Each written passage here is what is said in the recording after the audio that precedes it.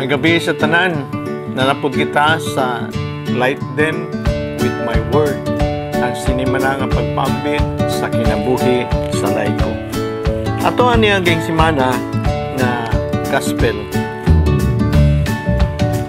Nag-introduce ka nato si Jesus, kay ipangutana man siya sa usa ka magtutudlo sa balaod or teachers of the law na kanana ang pinaka-importante gayod nga commandments o kasuguan mao ang gikan rapod sa sima. Ngani makita nato nga ang Decalogue nga napulo kasugo ila ka nang gi-extend ngadto sa 613 no 613 ka mga kasuguan, commandments. So nangutana sila unsa ang pinaka-importante nga commandments. Ngani kanana ang makita nato nga gibasa or gipresentar ni Jesus nga ang primero mao, "Hear, O Israel, the Lord our God, the Lord is one, and you shall love the Lord your God with all your heart, and with all your soul, and with all your mind, and with all your strength." No? Gani iyang kanini ang with all your mind iya maning gidugang, no? Kay wala man gyud ni sa kanana ang sima, no? Ang ikaduha nga sugo nga iyang gidugang mao ang gikan sa kanang Leviticus, no? Chapter 19 verse 18. You shall love your neighbor as yourself. So kaning duha mao man ni ang kanana ang the two commandments, no? Two greatest commandments. Just imagine gikan sa kanana ang 10 commandments ilang gi-extend ngadto sa 613 yan nangutana sila unsay pinaka-importante, no? Ngani ga diskusyon ba ni sila, no? O tuod unsa man ang pinaka-importante. Ang gihisgutan ni Jesus nga gikan sa sima o gikan sa kanana ang Leviticus chapter 19 verse 18 wala gyud diha malakip sa ilahang gi-extend nga 613. Moto ta sa ebanghelyo karon, no? Ang ebanghelyo karon nagsugid kanato og unsaon man ay pagsugod sunod nining commandments. So gipakita kani sa usa ka pobre kay nga kanana ang balo, no, widow. So moto ta sa ebanghelyo. Sa Marcos kapitulo 12 bersikulo 38 to 40, no?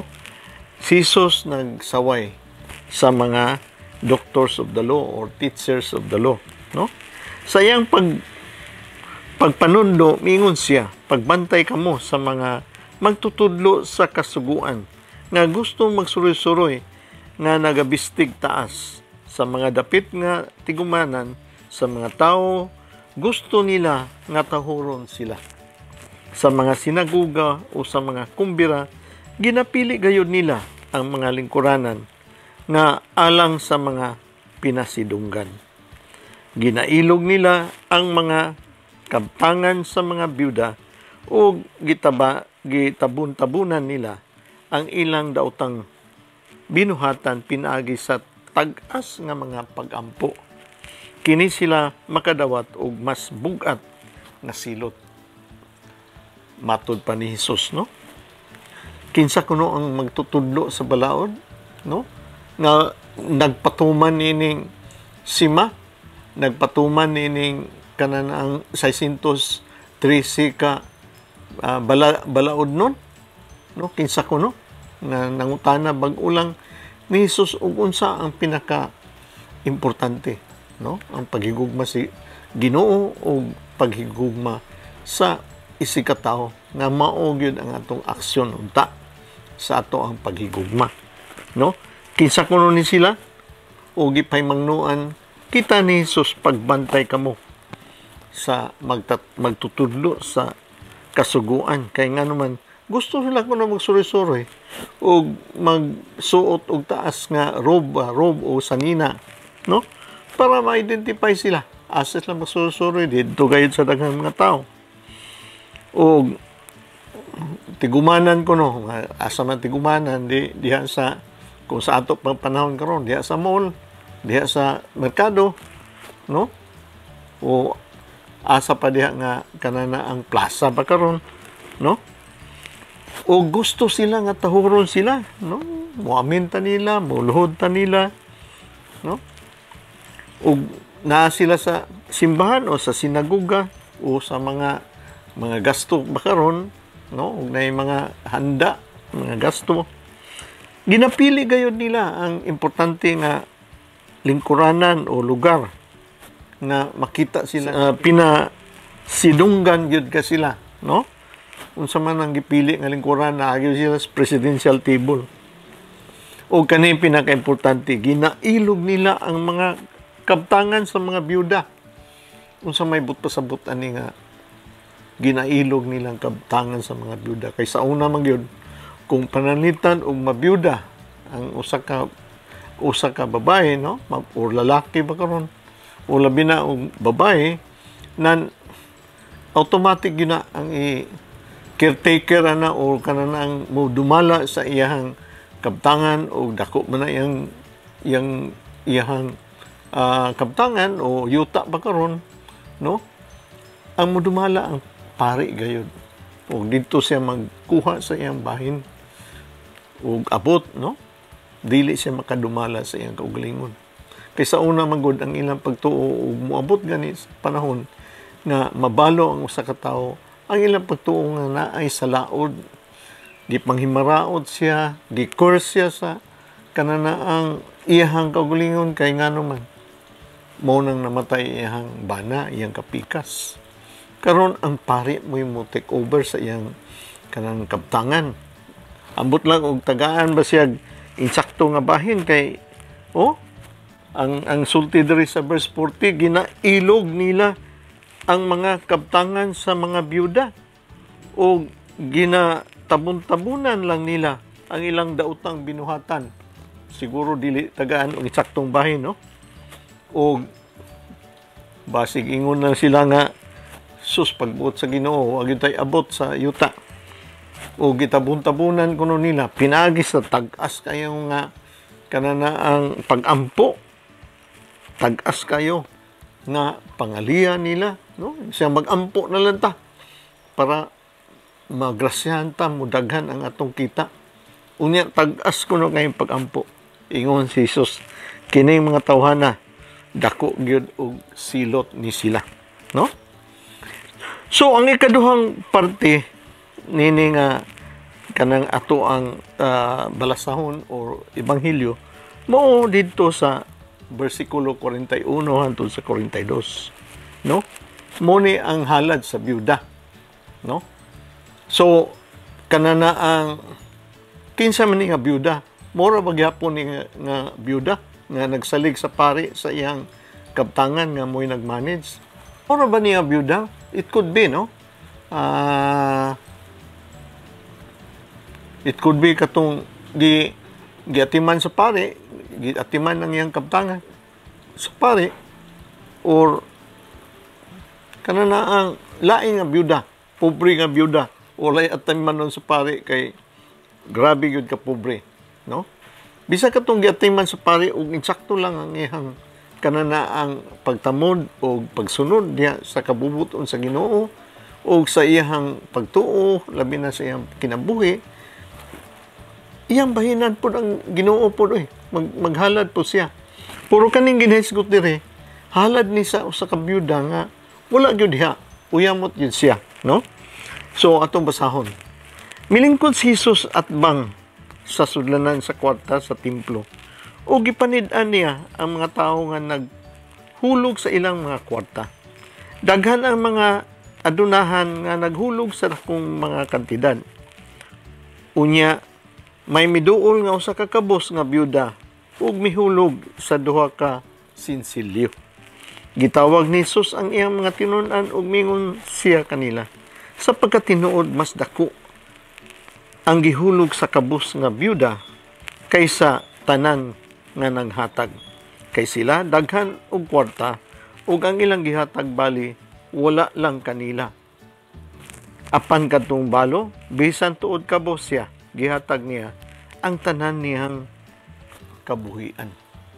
So ang pobre kabus nga usa ka byuda nga walay bahin sa iyang yuta kay wala gyud siya yuta, wala gyud diha, na ay iyang kinitaan nga duha ka coins, no? O duha ka dako. Pinakaubos kuno na siya nga kanang kwarta, no? Kantidad o value sa kwarta pinakaubos kuno to. Duha ra gyud ka buok. Siguro kita to niya sa iyang pagpakilimos siguro diha sa templo. So maura. So yung si Jesus gikan gayud sa iyang kabuhian, no, livelihood niya. Mo iyang gihatag. Ingon si Jesus, mas maayo pa kana ang usa ka byuda nga naghulog kay gikan gayud sa iyang kabuhian kaysa katong uban nga naghulog. Sinsilyo raman to nila, sobra raman to nila. Wala man diha ni sa ila ang kasing-kasing. Iyon ana ba pagsunod sa paghigugma? Mao ba na ang paghigugma sa Ginoo? Mao ba na ang paghigugma sa atong isig katawo? Paghigugma sa atong isig katawo. Unsa may katuyuan nga nagpaamot man ang usa ka templo, nagpaamot man sila sa mga katawhan. Ang hinungdan para pag-maintain kita sa templo. But another reason is that katong kwarta itabang man kato sa mga kabus. Parihak sa kabus nga taon naghatag, no? Naghatag siya ang donation dito nga duha niya ka dako iyang kinitaan. Kung ikaw usa ka dunahan og naimuhag yon, ma-afford nga kwarta, no? Ang paghigugma is imong ihatag ang imuhang abot nga katong abot nga kana na ang dili sobra gikan gayud sa imong kasing-kasing kay kanang abot diha sa templo ihatag man pud na sa nagginahanglan. Kinsay nakahigugma sa Ginoo ug nakakita nini nga katuyuan, ang usa ka kanana ang kabus nga kanana ang balo mo'y nakakita. So gisunod yun niya ang kanang sima, gisugunod niya yun ang kanang paghigugma sa ato ang Ginoo kay nakasabot siya nga ang kanang padulngan sa ilang giamot dito gayud sa mga pobre o sa mga kabus nga nagkinahanglan. So brothers and sisters, sa atong panahon karon ug sa atong natun-an pila ka gospel na, di ba mao gyapon ni nga isyu sa usa ka batan-on nga nangingon siya nga, Lord, unsa may requisitos nga mo sunod ko sa imo ug mangko nako ang gingarian dayon. Nabuhat naman ako, Lord, tanan. Ang iya day nabuhat ang katong 10 commandments nga gikan sa 5 hantod sa 10. Unsa man na siya, honor your mother and your father, ayaw pagpatay, ayaw pagpanlimbong, ayaw kanana ang witness nga mao-mao. O dili ikaw magsilos sa imong isikatawo ug uban pa. Ingon si Jesus, dili kalayo sa giharian sa langit, but nalay usa ka butang nga imuhang di kinahanglan para mosunod ka sa ako. Ibaligya ang tanan nimong kabtangan, mo gyapon ihatag ang abot dito sa mga kabus. Apan dili na niya mabuhat kay ngano man wala man niya may gugma. Wala siya may gugma sa ato ang Ginoo. Ug ang iyang kanana ang gipa-Diyos niya mao man ang iyang salapi o iyang bandi. So nilakaw siya, masulubon kay di niya mabuhat. Ang usa ka yung si Jesus karon, posible man gani sa usa ka kanana ang balo nga kabus gayud kayo nga gikan sa iyang kinitaan, gikan sa iyang livelihood nga iyang mahatag. O obserbahan niya, daghan kayong naghatag nga sinsilyo. Pangitaon pag ito sa bulsa nga mga sinsilyo mo ihatag. Dili pag yun ihatag ang tibuok. O ngani, makita nato sa ato ang simbahan, even sa atong parokya. Guwapo kayong mga sakyanan, guwapo kayong mga balay, guwapo kayo ug maayo kayo ang mga kinitaan, maayo kayo ang mga trabaho. O sila kanana ang panag-iya og daghan kayong mga kanana ang negosyo apan unsay gihatag. So mo na gitudlo sa ato ang Ginoo kanato. Mao ba na ang paghigugma sa Dios? Nan makaangkon kita ka, kita sa gingharian sa langit. No? So brothers and sisters, mo kana ang gitudlo sa ato ang Ginoo kanato nini ebanghelyo. Kung ikaw gusto nga mosunod kanako, you deny yourself, pasana imong cross og sunod kanako. Unsa man ang atong i-deny, ang ato ang kinitaan. Brothers and sisters, dili man ni kani madali nato mahimo. Ba't kinahanglan naa kitay paghigugma sa Dios? Kung naa kitay paghigugma sa Dios, naa kitay relasyon. Masabot-sabutan man ni sa Ginoo. Lord, mao ra man ni akong kinitaan. Unsa may akong ihatag nimo, no? Ako gani kuha naman ko kanang retired naman ko. Sa una, gwapo akong trabaho, no? But karon retired naman ko, hindi na ako daghang kayo kon. But ang gisulayan yun nga moro gyapon akong ihatag sa Ginoo. But nakiusay nga medyo alanganin yun, brothers and sisters, atong ihatag sa ato ang Ginoo. Nga kaning retired na ta, wala tayo lain nga income. Batabi mo sa akong pagampo, ang usulti ang Ginoo, Lord, magbahin na lang ta sa akong kinitaan, Lord. Kaya sa may akong pamiliti. Sa may akong ipalit sa akong tambal. Maintenance ako. Masabutan man, brothers and sisters. Let us be open to the Lord. Ibalo ko kaning balo, o sa kabalo, nga kabos, ibalo ko maayo gayod ayo ang iyang relasyon sa Ginoo. Kaya nga naman, wala man siya magpakuli na iyang gihatag. Ang iyang duha ka kinitaan, duha ka coins nga kinitaan niya anang adlaw dito sa Ginoo. Salamat kayo og maayong gabi sa tanan. Sa sunod na pod nga semana sa ato ang pagpamalandong o pagpaambit, no? Light them with my word. Iiwag ang akong kamatuoran, ang akong pulong dito sa katawhan sa Dios. Salamat og maayong gabi sa tanan. Sa ngalan sa Amahan, sa Anak ug sa Espiritu Santo. Amen.